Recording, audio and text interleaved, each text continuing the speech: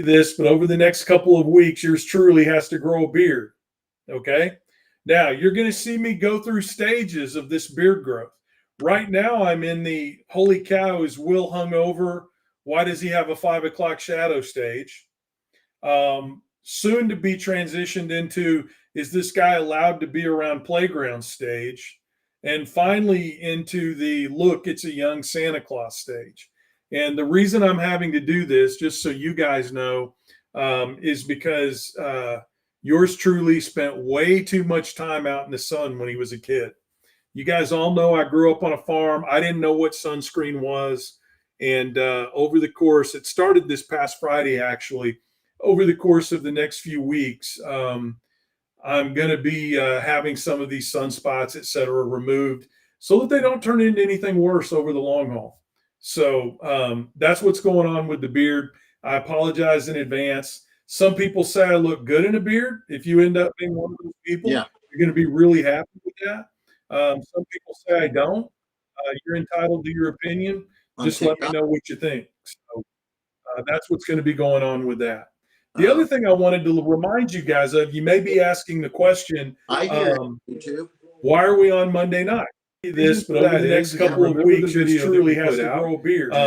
Okay, TikTok. we decided You're to gonna change see our me go lives through to stages of this beard Mondays and Right now, Thursdays, I'm in the and we're going to be doing that going forward from now on. Why does he The have a reason 5 for o'clock that, shadow guys, is stage? because I've had a sitting appointment, plus a lot of speaking engagements are coming up on Tuesdays.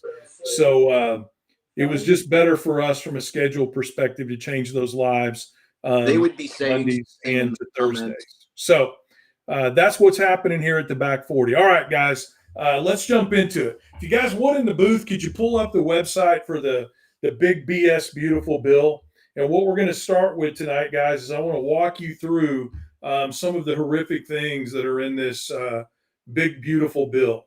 It's anything but a big, beautiful bill. I don't think it's going to shock any of you to know that. But I want to walk you through this quote unquote big, beautiful bill and tell you, Can you hear me, Bill? tell you about some of the changes that will happen if this is put into place. Now, I want to tell everybody right up front, where do we stand with this bill? Okay. Well, the bottom line is this bill is only passed the House. And I'm going to take off my farmer hat and I'm going to put on my political consultant hat for just a minute because I want to tell you something about how the legislative process works. Okay. They pushed this bill through by changing the budget reconciliation rules. And what do I mean by that? Well, in the past and with most bills, whenever you bring a bill to the floor in the House, the very first thing on the list, basically set a 60 vote threshold. Okay.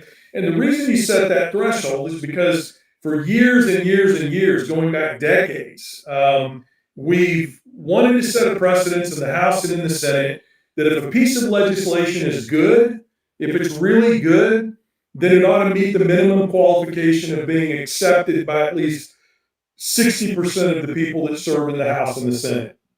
Well, they knew that this bill was bad news. They knew that. So they changed the rules. And when they changed the rules, they made it easier for this bill to pass with a simple majority. Okay. They also set the rules up so that there could be no filibuster. All right. They set the rules up so that there could be no filibuster. Well, why do you do that? Well, it's for the same reason that you do this in your personal life. Why, when you're trying to have an argument with somebody and you want to come out on the winning side of the argument, you don't listen. You set the rules. You walk out of the room. You know, you create a straw man that's easily knocked down. You know, you know all the reasons why when you're not standing on firm ground that you change the rules. And that's what they did here. They changed the rules just like they did with judicial nominees in the Senate during Trump's first term. You remember when they did that? They changed the rules with judicial nominees so that they could pack the court. They're doing the same thing with this bill, guys. They're doing the same thing with this bill. So you know, Joel. And the reason for that is because they know that they don't stand on firm ground. And we know that's the case because we're going to cover the details of this bill in just a minute. And when we do that, we're going to see how horrific this bill would be for young kids, for the elderly, for people that need health care, for families that are on the SNAP program, and all these other things. Competing voices. So we're going to talk about that in just a minute. Bill? I know, guys, that we're having some issues with the sound. We're working through that. Looks like we're getting pretty close, and I just appreciate you guys bearing with the technical issues we're having. With all new technology comes issues. So I'm just excited to be able to broadcast on one platform, going forward. So you guys see there on the screen the big, beautiful BS bill, and you see the ramifications of what this bill would bring. Let's talk about some of these, because I think people make the mistake of thinking that this bill only impacts Medicaid and that it only impacts taxation. And it goes so much further than that. So I do want to talk about, though, in the beginning, the fact that this bill slashes billions of dollars in services for millions of people across the United States. So you guys have already seen video after video after video that this quote unquote BBB will cut $625 to $700 billion from Medicaid. Now, what do you need to know about that? Well, a lot of this you already know.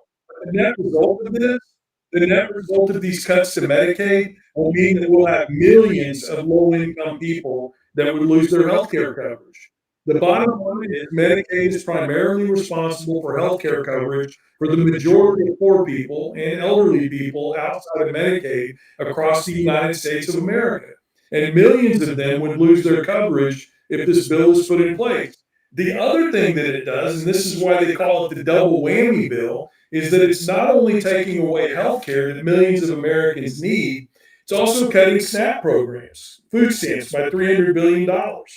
Now, I've talked to you guys about the fact that when my dad passed away when I was 5, the food stamp program was one of the programs that was primarily responsible for keeping us it's what allowed us to live. The bottom line is we took advantage of government housing. We took advantage of the food stamp program. We took advantage of every social safety net program that was out there because my dad had no life insurance. Now, this is while my mom was working full time and going to college to better the family. The other thing that this bill does, and a lot of people aren't talking about this, is it cuts federal student aid by $351 billion. Now, what's that going to do in the long run? Well, if you're a kid like me that took advantage of social safety net programs and everything worked out the right way, they did what they were supposed to do, you do pretty well in high school, maybe you're a good debater like I was, and you end up getting a chance to go to college, this is going to make it really, really difficult for a lot of kids to go to school. It's going to become unaffordable, especially for working class and poor kids. And this is the design of the bill, guys. Let's not pretend that this is something that it isn't, okay? The very dirty truth of this bill is that it's nothing more than a tax cut for the wealthy paid for on the backs of the middle class and the poor in this country. It's a $4 trillion tax cut for the ultra wealthy, paid for by the lower middle class and the poor in this country. But it's also got some other heinous things in this bill. I don't know if you had a chance to see my video from earlier today. We're going to watch it in just a little bit. But this bill also expands immigration enforcement and detention. Now, what became clear in the debate of this bill are two things that hadn't previously been communicated by this administration in the past. The first one is they've set a goal for deportations in this country. They've set a goal for deportations in this country. Regardless of whether or not somebody's a criminal, regardless of whether or not they've had a criminal history, they want to deport 1 million immigrants every year during the Trump administration. And they want to set a precedence for that to happen even after they're gone. And that's why they're putting this infrastructure in place in order for this to happen. The other thing that they want to do is, in addition to deporting 1 million immigrants every year, they want to imprison and place into detention camps 100,000 immigrants each year. Oh, and by the way, those detention facilities, they're privatized. They're privatized. And guess who owns these detention facilities that they're going to put these immigrants into? Friends of the Trump family. You got it. We've said over and over and over again here on the Back 40 that if you want to know what the Trump administration is doing, what you have to do is follow the grift, because this is all a grift. It's also going to accelerate deportations. And look at the problems that that's caused already. With acceleration comes the elimination of due process. And you end up having people serving in maximum security prisons in El Salvador who never should have been deported in the first place. That's what happens with acceleration. It speeds up the removal of undocumented immigrants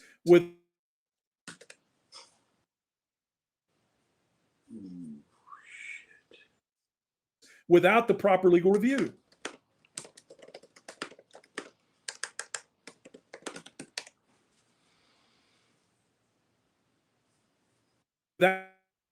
And people are only going to.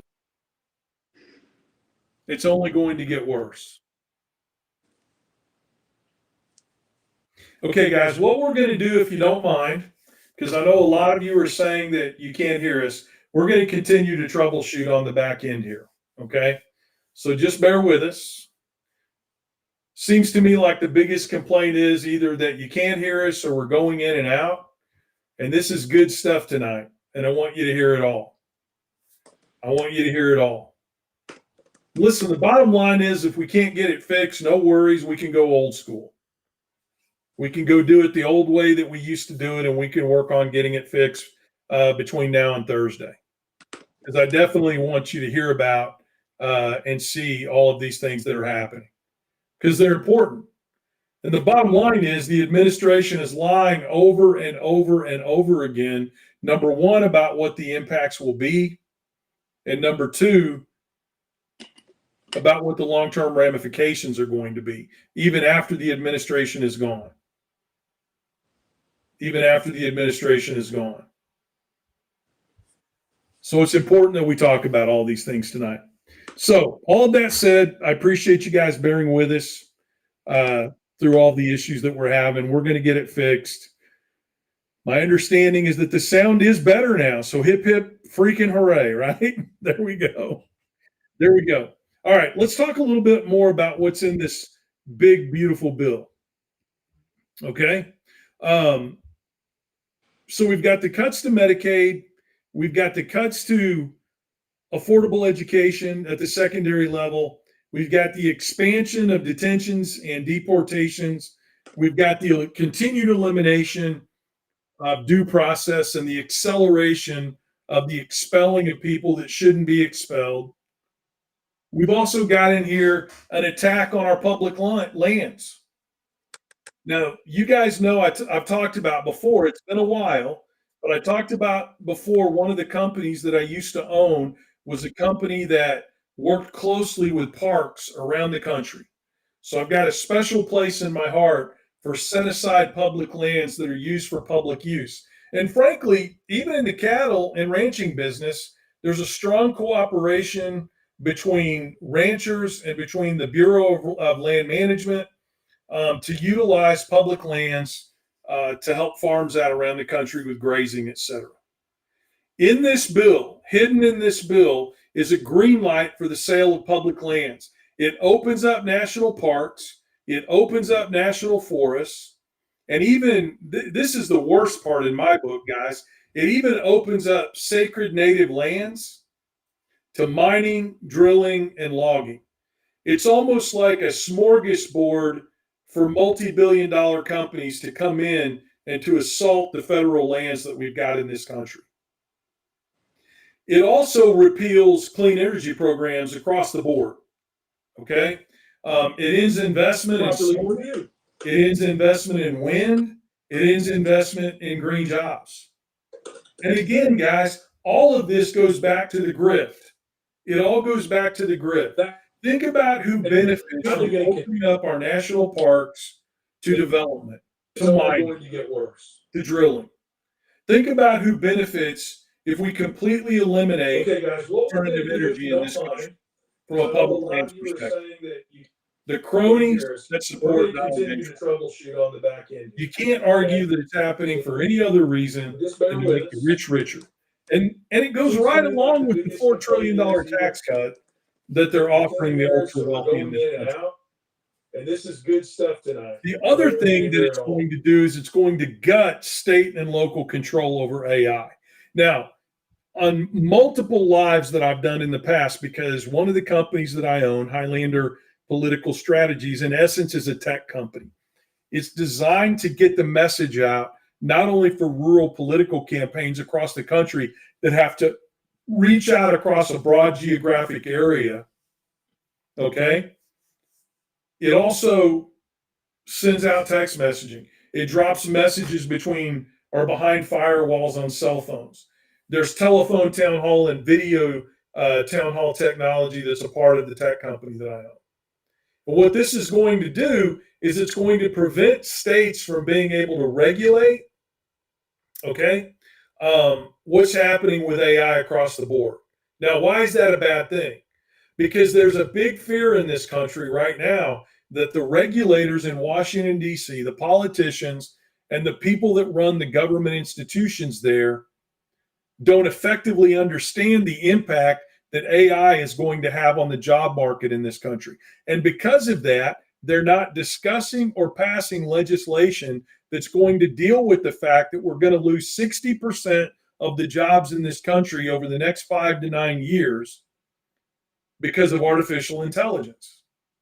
So, because of the fact that the federal government is not addressing it, and just a heads up to the guys in the booth, I can't see the live screen right now.